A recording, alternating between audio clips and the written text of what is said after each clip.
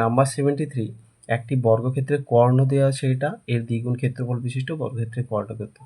তাহলে প্রথম ক্ষেত্রে আমরা বর্গক্ষেত্রের বাহু সমান, আমি যদি এ ধরি আর কর্ণ সমান, তাহলে a√2, আর তখন ক্ষেত্রফল কত হবে? ক্ষেত্রফল সমান a স্কোয়ার।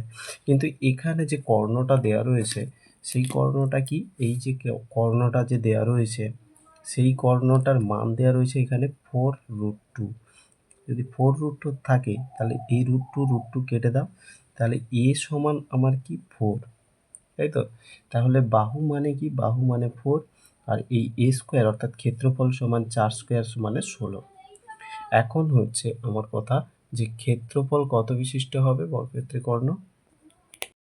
দেখো এবার তাহলে ক্ষেত্রফল বলেছে দ্বিগুণ করতে হবে, তার মানে ক্ষেত্রফল যদি দ্বিগুণ বলতে অর্থাৎ 2 গুণ করি কত হয় আমার? এইটা টোটাল 16 দুনে হবে 32, ঠিক আছে? এবার ক্ষেত্রফল যদি 32 হয়, এর বাহু তাহলে কত?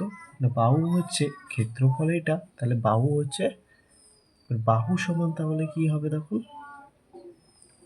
√32। এই 32কে আমরা এখানে √ দিয়ে 4 4 আর 16 ইন্টু 2 মানে 4√2, এটা হচ্ছে তার বাহু। এবার এখানে বলছে বর্গক্ষেত্রের কর্ণ কত হবে? কর্ণের সূত্র কি? a√2, তাই তো? তাহলে a√2 মানে a হচ্ছে বাহু, এই বাহু কোনটা? এইটা পুরোটা, ঠিক আছে? তাহলে এইটাকে আমি এখানে উপরে দেখিয়ে দিচ্ছি।